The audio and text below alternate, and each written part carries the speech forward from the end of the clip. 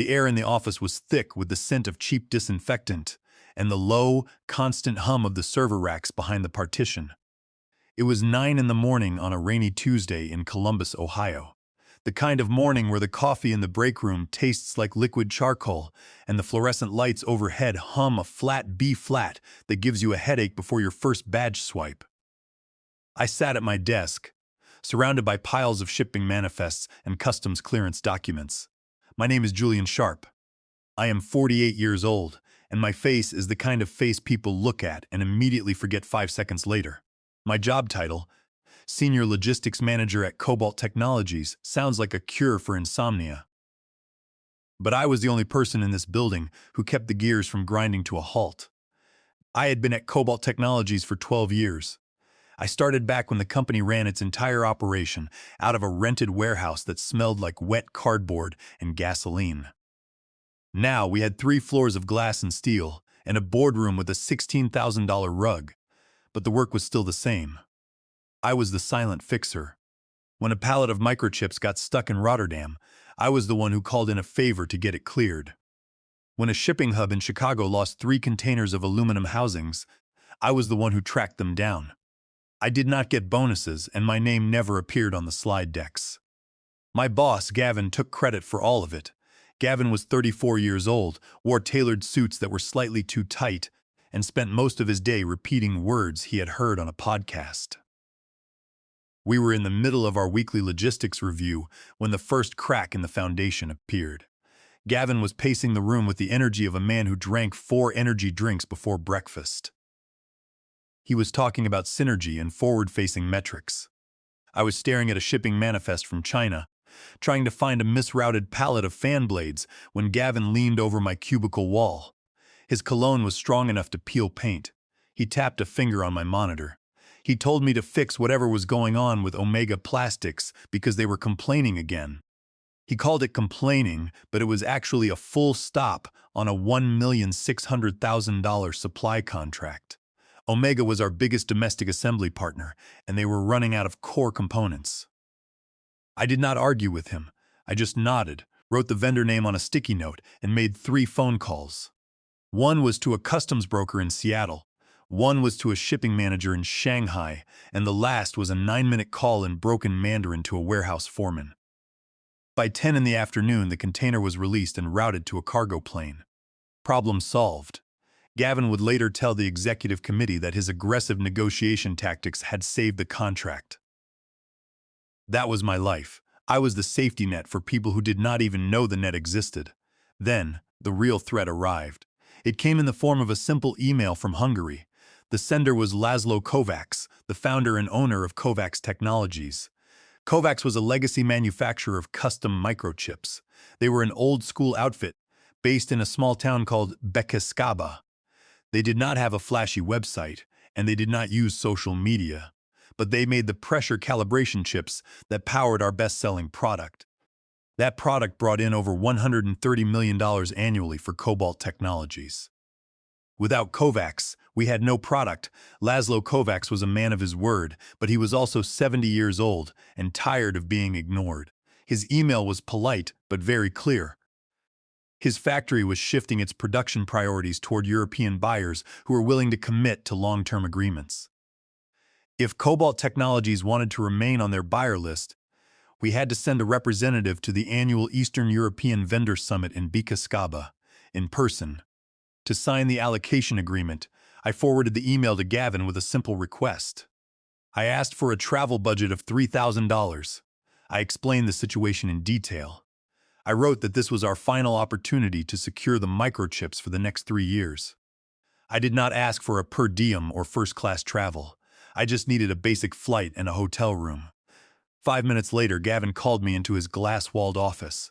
He did not ask me to sit. He just laughed. It was a loud, empty sound that was meant to show everyone in the hallway that he was in charge. He asked me why the company should spend $3,000 on a sightseeing trip to Eastern Europe. He leaned back in his leather chair and told me that they were not paying for my little vacation. He used those exact words. My little vacation. I did not raise my voice. I did not get angry. I had learned a long time ago that getting angry at a man like Gavin is a waste of oxygen. I just smiled the tight-lipped smile of a man who has decided to stop helping. He waved his hand, dismissing me, and told me to focus on real priorities, like formatting the monthly shipping report. I walked back to my desk, sat down, and looked at the email from Laszlo Kovacs. The summit was in 5 days. I knew what would happen if we did not send anyone. Kovacs Technologies would drop us from their list. The production line in Detroit would shut down by the end of the year. The company would lose 50% of its revenue, and Gavin would blame the logistic department. I opened my personal email on my phone. I stared at my bank account. I had a few $1,000s in savings, and I had enough Marriott points for a 3-star hotel. I decided right then that I was going to Hungary. But I was not going for Cobalt Technologies, I was going for myself. I was going to use my own name, my own money, and a company I had registered 3 years ago, but never used. An independent logistics consultancy called Sharp Supply Systems, LLC. It was time to find out what my loyalty was actually worth. I sat in my kitchen that evening, the blue light of my personal laptop illuminating the dark room. My dog, an old yellow retriever, was snoring softly on the floor next to my chair. I looked at the flight options. A budget airline ticket from Columbus to Munich, followed by a connection to Debrecen, and then a 3-hour bus ride to the small Hungarian town of Bekészkaba. The layover in Munich was 14 hours. It was a grueling itinerary that would leave me stiff and exhausted, but it was the only option that fit my personal budget. I booked the ticket using my own credit card. I did not feel fear. I felt a strange, cold peace that I had not felt in years. Before I shut down my computer, I opened the Ohio Secretary of State website. 3 years ago, after a particularly bad performance review where Gavin took credit for my warehouse reorganization plan, I had registered an independent company. I named it Sharp Supply Systems, LLC. I had paid the annual maintenance fees but kept the business inactive. Now, I logged into the portal and updated the company registration. I added authorized distributor and import logistics to the business activities. The state charged a $120 processing fee. I paid it without hesitation. It took 70 minutes for the system to process the update and another 10 minutes to print the certified confirmation. I then ordered 100 business cards from an online service. I paid extra for overnight delivery. The card was simple. It had my name, Julian Sharp, and my title, Principal Consultant. The company name was printed in a clean, dark font. Sharp Supply Systems, LLC. No reference to Cobalt Technologies, no corporate logos, just a phone number and an email address. If I was going to represent myself, I wanted to look like a professional who did not need a corporate badge to be respected. The next morning, I arrived at work at my usual time. I went through the motions of my day like a ghost. I filed the shipping reports, approved the bills of lading, and answered the routine queries from our freight forwarders. I did not mention the summit to anyone. I did not tell the interns, and I certainly did not tell Gavin. I submitted a request for 3 days of paid time off using the automated human resources system. I attached a generic itinerary for a family visit to Chicago to avoid any questions.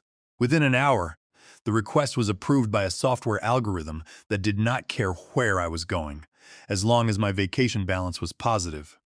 As I worked, I thought about the history between myself and the Kovacs family. It went back to 2015. The company had launched a major systems integration with Kovacs Technologies. Laszlo Kovacs had sent his 24-year-old daughter Ilona to our Columbus facility to oversee the data migration. It was her first major assignment, and she was terrified of failing. The project had been a disaster from the first hour. Our local information technology department had misconfigured the servers, causing a system crash that wiped out 3 weeks of testing data. To make matters worse, the translation software we were using glitched, converting technical terms into complete gibberish. The lead engineer on our side, a friend of Gavin, got frustrated and walked out, leaving Ilona alone in the server room. By mid-afternoon, the stress had overwhelmed the young woman. She had developed a severe migraine, was visibly shaking, and had ended up sitting on the floor of the break room, crying from embarrassment and pain. The rest of the staff ignored her, treating her like a vendor who was slowing down their project. I was the only one who stopped. I went to the local pharmacy, bought some medicine, and brought her a bottle of water and a clean blanket from the emergency kit. I sat with her in the quiet break room for 3 hours, helping her translate the database logs manually using a dictionary. I called her father, Laszlo, from my personal phone to explain the situation and assure him that his daughter was safe and being looked after. When the migration was finally completed the next day, Ilona thanked me with tears in her eyes. Laszlo Kovacs never forgot that. Every December, I received a handwritten card from Hungary thanking me for my kindness. Now that kindness was the only asset I had left. I packed my bags on Friday night. I packed my suit, my new business cards, and a leather portfolio that I had owned for 18 years. On Monday morning, I was sitting in row 42 of a budget flight. The seat was narrow, and my knees pressed against the plastic tray table in front of me. The air was stale, and a baby 2 rows back cried for the first 4 hours of the flight. I did not care. I spent the time reading through the Uniform Commercial Code, specifically the sections regarding contract performance and vendor obligations. I was searching for the specific legal lever that would allow me to secure the distribution rights. I found it in Section 2609, the right to adequate assurance of performance. I knew how to use it.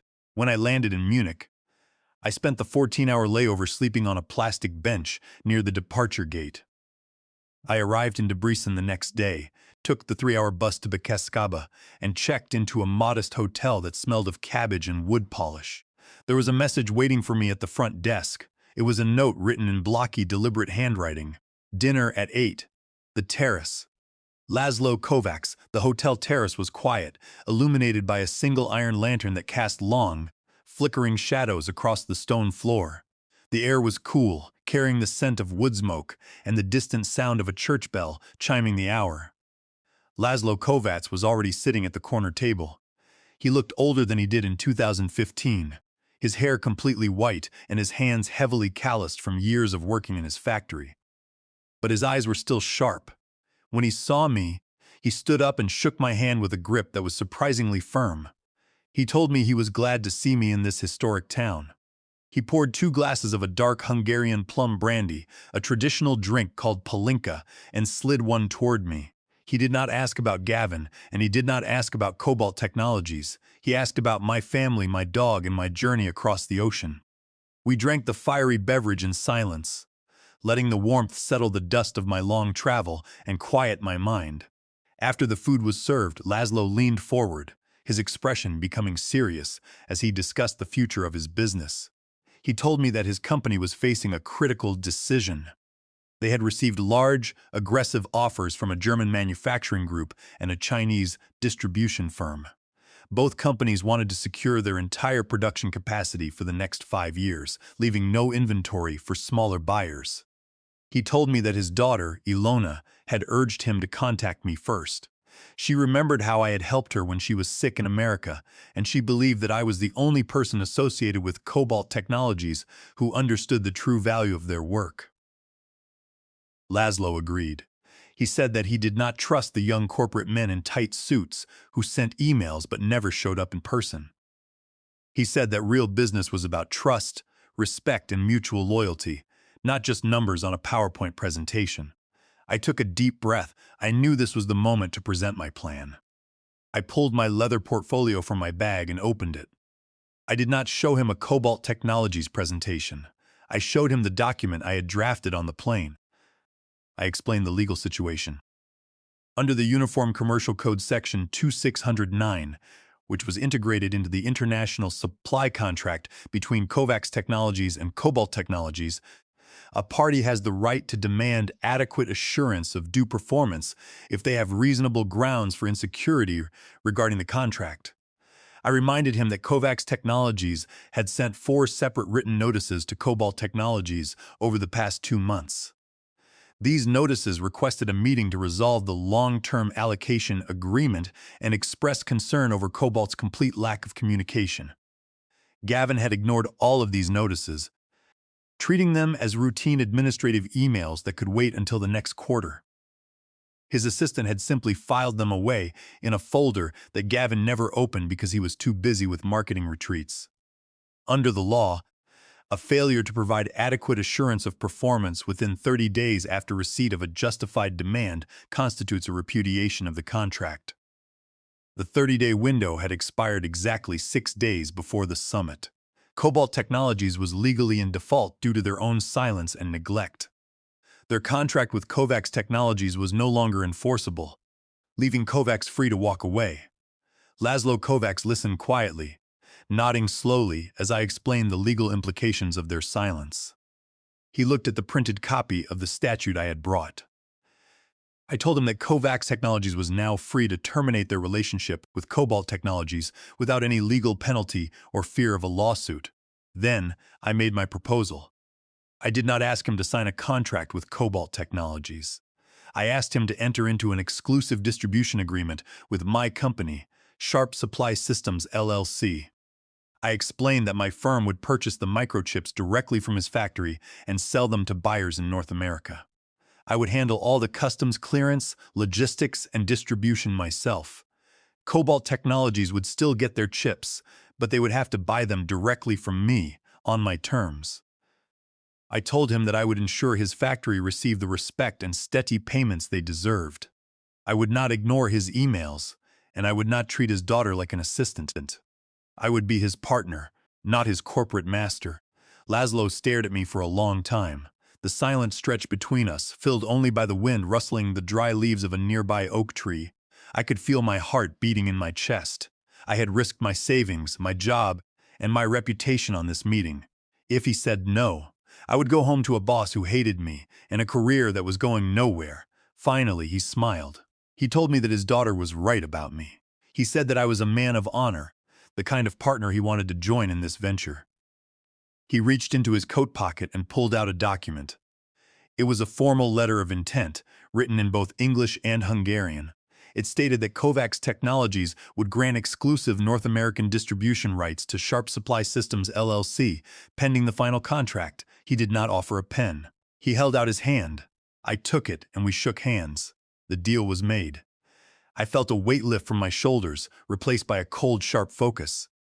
I was no longer an employee who was ignored. I was a business owner who held the key to my company's survival. The next 2 days at the summit were a blur of meetings and technical presentations. I sat in the large, drafty conference hall, watching representatives from major European companies present their elaborate proposals to the local vendors. They had teams of lawyers, translators, and binders filled with market analysis. I had nothing but my laptop, my new business cards, and a signed letter of intent. But I was the only one who walked out of the hall with an exclusive contract. On Wednesday afternoon, Laszlo and I signed the final distribution agreement in his office at the factory. The contract was witnessed by his company lawyer and stamped with the official seal of the Hungarian Ministry of Trade. It was a legally binding document that gave Sharp Supply Systems LLC the sole right to import and distribute Kovacs microchips in the United States. The agreement was structured under international commercial law, utilizing the repudiation under Uniform Commercial Code Section 2609 as the legal basis for the termination of the previous contract with Cobalt Technologies. After the signing, Laszlo took me on a tour of the factory. I met the engineers who assembled the calibration boards and saw the precision machinery that printed the circuits. It was a clean, quiet operation that ran with the efficiency of a Swiss watch. Seeing the dedication of the workers made me realize how foolish Gavin was to treat this vendor as disposable. These people were the backbone of our operation. I boarded my return flight on Thursday morning. The 28 hours of travel back to Columbus were grueling, but I did not feel the fatigue. I spent the time on my computer, drafting the price lists, the terms of service, and my resignation letter. I was calculating the numbers. The original cost of the microchips to Cobalt Technologies was $70 per unit under the old agreement. My new pricing sheet listed the base cost at $210 per unit, a 300% increase. I also added a 50% surcharge for any order requested with less than 30 days of notice, a non-refundable monthly inventory reservation fee, and a late payment penalty of 10% per day for any invoices not paid within 5 days of delivery. These were harsh terms, but I knew Cobalt Technologies had no choice. Their assembly lines in Detroit required 10,000 chips every month. If they did not pay my price, their production would stop within a week, costing them millions of dollars in penalties with their own retail partners. As the plane crossed the Atlantic, I looked out the window at the endless clouds. I felt a profound sense of relief. I had spent 12 years building someone else's company, catching their mistakes, and receiving nothing but condescension in return. Now, I was in control of my own destiny. I returned to the Cobalt office on Friday morning. The building looked exactly the same, but to me, it felt like an empty shell. I walked past the receptionist, swiped my badge, and sat at my desk. No one asked where I had been. No one noticed the dark circles under my eyes, or the fact that I was wearing the same suit I had worn in Hungary. At 10 in the morning, Gavin walked past my cubicle. He did not look at me. He just tossed a folder onto my desk and told me to make sure the inventory numbers for the quarterly meeting were updated. He said the CEO wanted to see the legacy vendor projections by the afternoon. I took the folder and smiled. I spent the next 2 hours updating the database. I was careful to ensure that all my regular logistics tasks were completed. I did not want them to claim that I had neglected my duties or sabotaged the system. I wanted my record to be spotless. At noon, I walked down the hall to the unused conference room next to the printer annex. It was a quiet space where the blinds were always closed. I opened my computer and uploaded the signed Hungarian contracts, the legal notices, and the new distribution agreement to a secure database. I then drafted a resignation letter. It was brief and formal. It stated that I was resigning from my position as senior logistics manager, effective immediately. I did not send the email yet. I scheduled it to be sent at exactly 2 in the afternoon, which was the scheduled start time of the quarterly board meeting. I then returned to my desk and watched the clock. The minutes ticked away slowly. I saw Gavin walking down the hallway, laughing with the vice president of sales. He had a printed copy of the slide deck under his arm. I knew what was on those slides. He had included a chart showing that the Kovacs technology supply line was secured for another 3 years, claiming that his relationship management had kept the vendor loyal. He had no idea that the vendor had already canceled the contract. At 1:45, I gathered my personal belongings from my desk. I put my notebook, my favorite pen, and my framed photo of my dog into my leather portfolio. I left my company phone and my security badge on the keyboard. At 2 in the afternoon, I walked out of the building. The security guard, an old man named Miller, nodded as I passed the desk. He asked me if I was leaving early. I told him that I was going on a long vacation. He smiled and wished me luck. I walked out into the cold Ohio rain, sat in my car and waited. My phone buzzed in my pocket. It was 2 in the afternoon. The email had been sent. The countdown had begun. The 14th floor boardroom of Cobalt Technologies was a space designed to intimidate. It had floor-to-ceiling windows overlooking the city, a custom mahogany table that could seat 30 people, and a $16,000 hand-woven rug. I knew this because I had approved the shipping invoice for the rug 3 years ago. At 2 in the afternoon, the room was filled with the senior leadership team, the general counsel, and 3 representatives from our primary investment firm. Gavin was standing at the head of the table, his laser pointer ready, presenting the slide on global supply chain stability. He was in the middle of explaining how his direct negotiation style had locked in our Hungarian vendor when a courier knocked on the door. The courier handed a sealed, tan envelope to the receptionist, stating that it was a priority legal delivery that must be opened by the chief executive officer immediately. The CEO, Richard Vance, broke the red wax seal and pulled out the documents. I was sitting in my car in the parking lot, monitoring the corporate network on my personal tablet. I could see the document logs as the general counsel Marshall accessed the digital files I had uploaded. The documents in the envelope were clear. The first was a formal notice from Kovacs Technologies, declaring Cobalt Technologies in breach of contract under Uniform Commercial Code Section 2609 for failing to provide adequate assurance of performance within the 30-day statutory window. The second was the exclusive distribution agreement between Kovacs Technologies and Sharp Supply Systems, LLC. The third was my resignation letter. I received a call from Gavin on my personal phone. I did not answer. He called 3 more times in 2 minutes. Then the CEO's office called. I answered on the second ring. Richard Vance's voice was surprisingly calm, but I could hear the tension underneath. He asked me where I was. I told him that I had resigned and was currently sitting in my car. He asked me to come up to the 14th floor to discuss a misunderstanding. I told him that I would come up, but only if Marshall, the general counsel, was present, and only if Gavin was not allowed to speak. When I walked into the boardroom 10 minutes later, the atmosphere was frozen. Gavin was sitting in the corner, his face pale and his tie loosened. He looked like a man who had just seen his own obituary. The CEO was staring at the Hungarian contract, his fingers tracing the gold seal at the bottom of the page. Marshall, the general counsel, looked up as I entered. He did not look angry. He looked exhausted. He told the CEO that the documents were valid. He said that under the law, Cobalt's failure to respond to the written notices from Kovacs constituted a legal repudiation. The contract was dead, and my LLC held the exclusive rights. Gavin stood up, his voice cracking as he accused me of stealing company property and sabotaging the supply chain. He yelled that this was illegal, and that they would sue me for everything I owned. I looked at him and then at Marshall. I asked the general counsel if he agreed with Gavin's assessment. Marshall sighed, shook his head, and told Gavin to sit down and be quiet. He explained to the CEO that there was no theft. The code and the chips belonged to Kovacs Technologies. The vendor had terminated the agreement legally due to Cobalt's failure to respond to their demands. My LLC had simply stepped in to secure the distribution rights. I walked to the table and placed 3 copies of my new pricing sheet in front of the CEO, the general counsel, and the lead investor. I told them that these were the new terms for purchasing the pressure calibration chips. I explained the base price of $210 per unit, the 50% rush order fee, and the net 5 payment terms. The CEO looked at the numbers and then at the lead investor.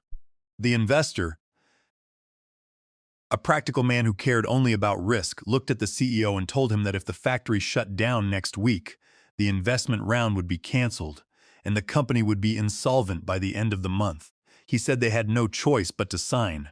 Gavin tried to speak again, but the CEO cut him off. He told Gavin that he was fired, effective immediately, and ordered him to leave the room. Gavin stood there for a moment, looking at the board members, but no one would meet his eyes. He gathered his things and walked out, his shoes squeaking on the expensive rug. The CEO took his fountain pen and signed the distribution agreement on behalf of Cobalt Technologies. He did not look at me as he handed the paper back. He just asked when the first shipment would arrive. I told him that the container was already cleared through customs and would be delivered to the Detroit plant on Monday morning. I took the signed contract, placed it in my portfolio, and stood up. I thanked them for their time and walked out of the room.